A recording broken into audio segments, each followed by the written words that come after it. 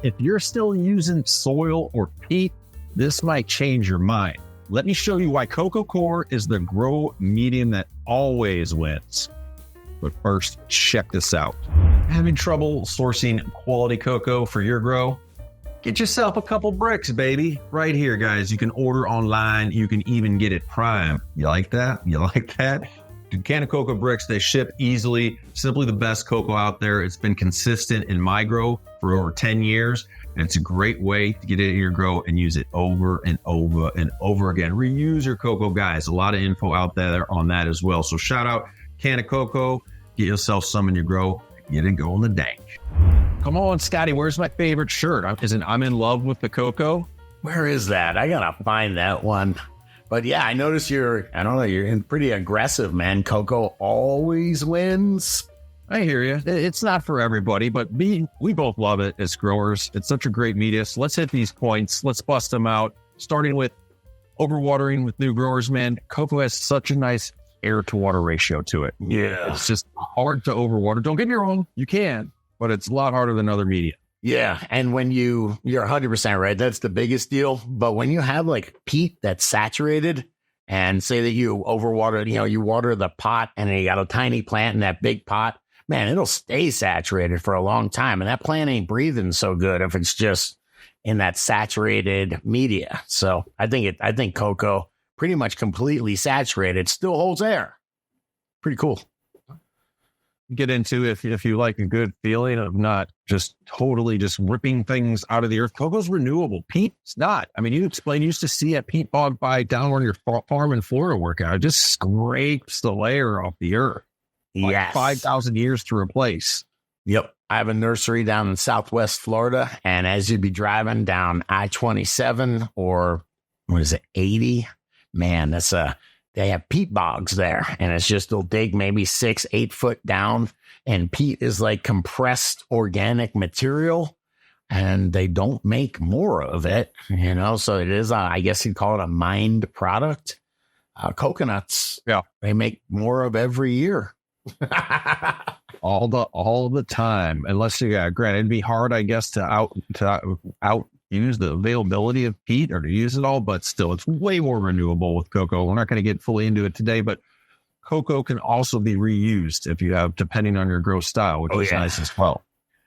I like this next one, man, because as a peat grower, it took me a minute to switch over to cocoa, by the way. Like, I was a solid peat grower. I swore it brought some type of different terroir to my bud, a different flavor. And then I did a 50-50 cocoa peat. And that's where I start to really notice it made my peat easier to rewater. When peat gets too dry or even slightly dry, sometimes you have to go around each plant site, give each plant a little bit of water, let it hydrate. Because if you try to give it too much, it's sucked in from the side of your containers and you're getting overflow going off. That's just not watering it.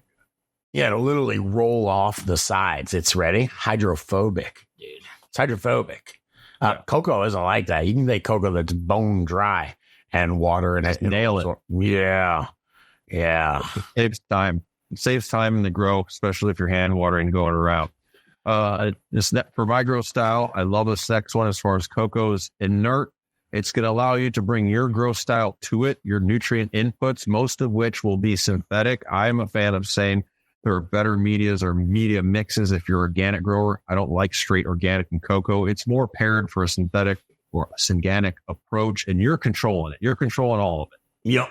Yeah, it doesn't have a bunch of residual, whatever you'd call it, nutrients that are going to slow release and throw off the balance. So I do like that, man. Yeah, you can get really specific with how you want to hit that plant or do something just as simple as grow dots of 1 part. You can go 7 parts. Some people just like to have their own inputs. It took me a while to not have so many bottles. I feel like a wizard, so I do still like some inputs, and cocoa allows it. This one's right up your alley, Scotty.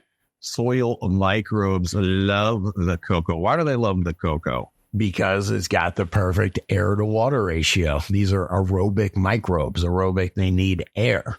So when you have something that's peat, if it stays saturated for 2 days, those microbes aren't going to thrive. When you've got something that right after it's been watered, still holding a ton of air, that lets those microbes colonize and never slow down. So yeah, cocoa, and man, it comes normally, or a lot of the brands, it'll have trichoderma on it. It'll just because the trichoderma it inoculates it, and it is it loves it, man. It is so easy to get it to colonize. So pretty cool stuff. I like it. I'm going to argue with this next point, unless you're buying it at the wrong spot. This was a very popular back in the day when I worked in grocery stores. We're talking back in the day that you need to wash and buffer your cocoa, which was a total turn off to me because I want to get something that I'm ready to use out of a bag. I don't need an extra step. I don't need more work. But background is that cocoa does come and can come from salty coastal regions, and they have to get the salt removed. Yeah.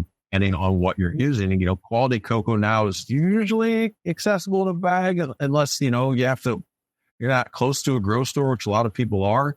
You can get bricks, baby, of can of cocoa right on Amazon and just soak that in water and it's good to go. But just be careful of the source. You don't want salty shit.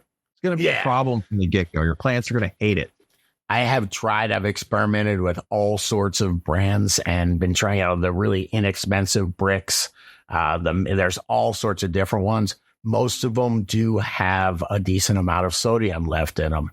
And sodium is, a single positive charge. And then the calcium and magnesium are the double positive charges. So what you have to do with that crappy cocoa or the buffered cocoa is you have to knock that single positive sodium off with the calcium and magnesium. So that's why they always talk about soaking it in CalMag if you want to buffer your cocoa. So I don't know, something there. But I just buy quality cocoa. It's so much easier. There's always, you can definitely, as far as other uses, like my pro tip, there are places for cocoa and a living organic soil mix. There are places for cocoa. I did like to, for a while, mix peat with cocoa because I thought that peat brought me a little bit more just to my blend, something my plants really like.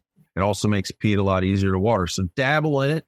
If you're afraid of going straight to it, it is not for everybody, but it does always win. Okay.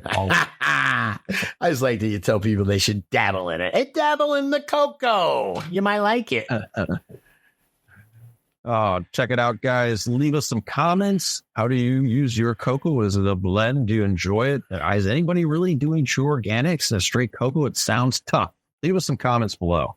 Yeah. Come on. If you like this video, hit the like button. Hit the subscribe button. Grambo, they should definitely share this video with another grower they know. But most importantly, they should check out the other couple of videos that YouTube's recommending. We think you'll dig them.